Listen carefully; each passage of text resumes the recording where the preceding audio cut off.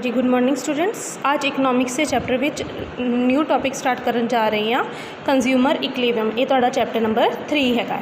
हुण इहदे विच सब तो पहला जिहड़ा क्वेश्चन बनता है, what is utility and right its feature and it's type. हुण यूटिलिटी दा अपना जे आपां इहदी हिंदी मीनिंग करिए तो यूटिलिटी का मतलब हुंदा जरूरत। हुण क्वेश्चन विच की क्या पूछा गया है कि जरूरत की हुंदी है, ठीक है, एंड इहदे फीचर ते इहदे टाइप्स तुसीं दसने। फीचर मतलब इहदी क्वालिटीज़ ते टाइप्स मतलब इहदियां किस्मां, ठीक है। हुण मीनिंग ऑफ यूटिलिटी हुंदा की है। यूटिलिटी मतलब पावर ऑफ अ कमोडिटी, किसी कमोडिटी की पावर, यानी कि कमोडिटी मतलब किसी प्रोडक्ट की पावर या फिर किसी सर्विस की पावर जो कि तुहाडी वांट नूं सैटिस्फाई करती है, उन्होंने आपां कहंदे हां यूटिलिटी। जिद्दां हंगर सैटिस्फाई फॉर एग्जाम्पल के तौर पर जिदा hunger satisfying power of food, जिदा भुख नूं किहड़ी चीज़ सैटिस्फाई कर सकती है, फूड, ठीक है। हुण फूड की इत्थे की हो गई, तुहानूं यूटिलिटी हो गई। जे तुसीं मतलब कि राइटिंग करनी है तो तुहाडी यूटिलिटी कौन सैटिस्फाई कर सकता है, पेन, ठीक है। यानी कि यूटिलिटी मतलब कि किसी भी कमोडिटी की पावर हैगी है या किसी भी सर्विस की जो पावर हैगी है जो तुहाडी वांट नूं, तुहाडी इच्छा नूं, तुहाडी जरूरत नूं सैटिस्फाई करती हैगी है, उहनूं आपां कहंदे हां यूटिलिटी। हुण अगे की है फीचर ऑफ यूटिलिटी के की फीचर है। Utility is a subjective. हुण सबजैक्टिव मतलब कि ये हर एक वास्ते की है डिफरेंट है। यूटिलिटी जो है साडे मैंटल लैवल पर डिपेंड करती है कि सानू की चाहिए। ये कंज्यूमर टू कंज्यूमर की है डिफरेंट हैगी है, ये सबजैक्टिव इन नेचर है, ये साइकोलॉजिकल कंसैप्ट हैगा। देखो हुण किसी नूं भुख लगी है तो उन्हें फूड खाना है, अगर किसी नूं जो प्यास लगी है वो पानी पीना है, तो यूटिलिटी की डिफरेंट हो गई, किसी वास्ते फूड, किसी वास्ते से वाटर, ठीक है। यानी कि यूटिलिटी की है सब्जैक्टिव है, ये हर किसी की सेम जो है नहीं होंगी। Utility is a relative. Utility जो है हमेशा सेम नहीं रहेगी। यूटिलिटी जो है time to time, situation to situation, place to place जो है चेंज होती रहेगी। It will be never be remain same, ये सेम नहीं रहेगी।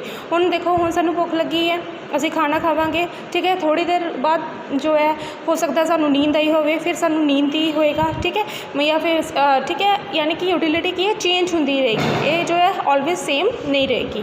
फिर क्या utility is a different from satisfaction, की यूटिलिटी जो है संतुष्टि सैटिस्फैक्शन तो जो है डिफरेंट है। यूटिलिटी की है साडी जरूरत, कोई ज़रूरत है, ठीक है, एंड जी सैटिस्फैक्शन है that is a realise satisfaction होंगी है, ठीक है। एंड यूटिलिटी एंड यूजफुल, ये भी जोड़े वर्ड कन्फ्यूजिंग जोड़े है, ठीक है।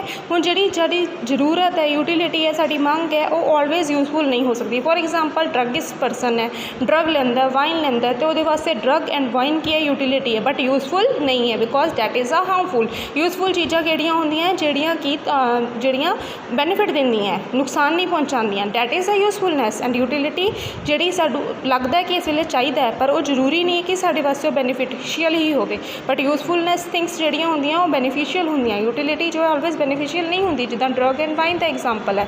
फिर utility depend upon urgency of want. Utility जो है तुहाडी कितनी इच्छा है जो तुहानूं होनी चाहिए है, ठीक है, उहदे ते डिपेंड करती है कि तुहाडी कितनी यूटिलिटी है, उस जरूरत पूरी करन ते डिपेंड करती है। हुण मोर अर्जेंट तुहाडी नीड है उस कमोडिटी की तो तुहाडी यूटिलिटी मोर है। अगर तुसीं टाल सकते हो, अजे मतलब कि उन्होंने पोस्टपोन कर सकते हो अपनी मंग नूं, ठीक है, तो तुहाडी यूटिलिटी उत्थे की ओहदी घट हैगी है। हुण टाइप्स ऑफ यूटिलिटी किन्ने तरीके दी होंदी है? यूटिलिटी 3 तरीके दी होंदी है। सब तो पहले इनीशियल यूटिलिटी मतलब जिहड़ी तुसीं पहली जिहड़ी हैगी है कमोडिटी की पहली जिहड़े हैगा यूनिट तुसीं कंज्यूम करते हो, जो तुहानूं यूटिलिटी मिलती है वो हैगी इनीशियल यूटिलिटी। फॉर एग्जाम्पल तुहानूं भुख लगी है, तुसीं खाना खा रहे हो, तुसीं फर्स्ट चपाती कंज्यूम की है, जो फर्स्ट चपाती तो तुहानूं यूटिलिटी मिली है that is a initial utility. And total utility की है कि टोटल तुसीं 3 जिहड़ी हैगी है चपाती कंज्यूम की हैं, डैट इज़ अ पहला एक लीती, फिर एक लीती, फिर एक लीती, और वो 1 + 1 + 1 प्लस करके कितना बन गया, 3 बन गया। हुण उहदा जिहड़ी इंटायर जिहड़ी अमाउंट है जो तुसीं कंज्यूम की है किसी कमोडिटी की, ठीक है, उसका टोटल करके वो बन जाती है तुहाडी total utility. And marginal utility की है कि जो टोटल यूटिलिटी नूं तुसीं जिहड़ी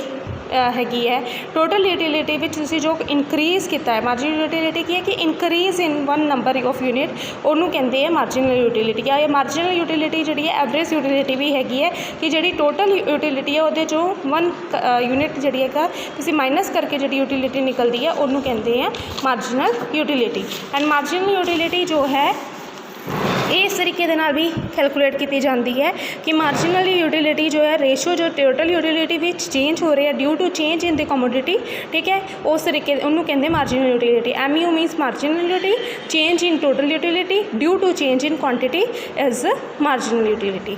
अगे नैक्सट क्वेश्चन है what is a marginal utility. Marginal utility की हैगी है एंड ये टाइप्स किन्ने हैगे, types of the what is the types of the marginal utility, किन्नी टाइप्स की मार्जिनल यूटिलिटी है एंड इहदा टोटल यूटिलिटी नाल की रिलेशनशिप है।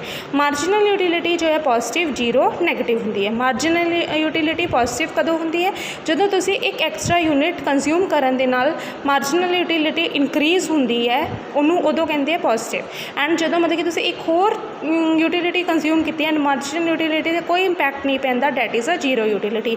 एंड अगर तुसी एक यूनिट होर कंज्यूम करते हो और मार्जिनल यूटिलिटी थोड़ी नैगेटिव हो जाती है commodity, that is a negative marginal utility. हुण टोटल यूटिलिटी ते मार्जिनल यूटिलिटी विच जो डायग्राम के थ्रू जो है रिलेशनशिप शो किया गया कि जिहड़ी हैगी है एक्स गुड्स हैं कंज्यूमर ने 8 यूनिट कंज्यूम कीतियां, पहला उन्होंने 10 यूटिलिटी आई, फिर 18, फिर 24, फिर 28, फिर 30, फिर 30, फिर 28, फिर 24, ठीक है। एंड मार्जिनल यूटिलिटी की हो गई, पहला 10, ठीक है, इनीशियल यूटिलिटी विच, फिर मतलब कि 10 इतों 18 चों 10 माइनस करते, ये आ गया 8, फिर 24 चो 18 माइनस किया 6, मतलब कि इन्हू माइनस कर करके तुहाडी मार्जिनल यूटिलिटी आई। एक पॉइंट तक जिहड़ी हैगी है ये पॉजिटिव है, फिर जीरो हो गई, फिर नैगेटिव हो गई। हुण अगर आप इन्हां दा रिलेशनशिप पढ़िए टोटल यूटिलिटी मार्जिनल यूटिलिटी का ये है कि जब तक टोटल यूटिलिटी इंक्रीज़ हो रही है तब तक मार्जिनल यूटिलिटी जो है पॉजिटिव है, घट रही है पर पॉजिटिव है। देखो इत्थे तक जो है अप टू दिस लैवल तक 30 पॉइंट तक जोड़ा है साड़ी मार्जिनल टोटल यूटिलिटी की हो रही है, इंक्रीज़ हो रही है। इतने तक मार्जिनल यूटिलिटी भी की है पॉजिटिव है एंड इतने कॉन्स्टेंट हो गई तो इतने मार्जिनल यूटिलिटी जीरो हो गई, टोटल यूटिलिटी डिक्रीज़ होनी शुरू हो गई, मार्जिनल यूटिलिटी नैगेटिव हो गई। यानी कि पहला रिलेशनशिप जो टोटल यूटिलिटी विच है कि टोटल यूटिलिटी इंक्रीज़ होएगी जब तक मार्जिनल यूटिलिटी पॉजिटिव है एंड जो मतलब कि पर डिक्लाइन करेगी। एंड अगे की है कि जो मार्जिनल यूटिलिटी जीरो है टोटल यूटिलिटी उत्थे की है मैक्सिमम है, ठीक है, उन्होंने पॉइंट ऑफ मैक्सिमम या सैटिस्फैक्शन पॉइंट भी कहते हैं या सैचुरेशन पॉइंट भी कहते हैं। हुण इत्थे देखो टोटल यूटिलिटी इस पॉइंट पे देखो हुण इत्थे मार्जिनल यूटिलिटी जीरो हो गई एंड इत्थे 30 की है मैक्सिमम अमाउंट हैगी है। एंड थर्ड पॉइंट की है वैन टोटल यूटिलिटी डिमेंशनस, जो टोटल यूटिलिटी गिरनी शुरू हो जाती है मार्जिनल यूटिलिटी नैगेटिव हो जाती है, ठीक है, ये जो इधर का रिलेशनशिप है। हुण देखो इत्थे फॉल डाउन करनी शुरू होगी मार्जिनल टोटल यूटिलिटी तो मार्जिनल यूटिलिटी भी फॉल डाउन होगी। हुण तुसीं इसी तरीके दे नाल जो ये पॉइंट्स है देखो यूनिट एक्स एक्सिस से ले लिया, यूनिट ऑफ एक्स गुड्स, ठीक है, ये 8 सीगियां, फिर उस तो बाद जी ये यूनिट सीगी 10 तो स्टार्ट होके असी डिफरेंस पा के 32 तक ले ली, ठीक है, 30 तक सी 32 तक ले ली। फिर उस तो बाद जो है जिदा जिदा मतलब कि 1 यूनिट के विच साडी कितनी यूनिट हुई 10, ठीक है, उत्थे पॉइंट लगाता। फिर दूसरे दे केस दे विच टोटल यूटिलिटी दे विच फिर 18 पॉइंट लगाता, ठीक है, 13 के नाल इदा इस तरीके दे नाल पॉइंट लगा के फिर इस पॉइंट नूं जोड़ता, ये साडी बन गई टोटल यूटिलिटी कर्व। इस तरीके दे नाल ही असी मार्जिनल यूटिलिटी दे पॉइंट लगाए तो उन्होंने जोड़ता तो ये बन के मार्जिनल यूटिलिटी कर्व, जो मतलब कि ये विच बनिया होया है, ठीक है, टेबल बनाया उहदे अकॉर्डिंग ही असी इत्थे पॉइंट जो है लगा के इन्हां नूं असी पॉइंट्स में ज्वाइन करते, बन गया साडा टोटल यूटिलिटी कर्व। इसी तरीके के मार्जिनल यूटिलिटी का ज्वाइन कर लिया, बन गया तुहाडा मार्जिनल यूटिलिटी कर्व।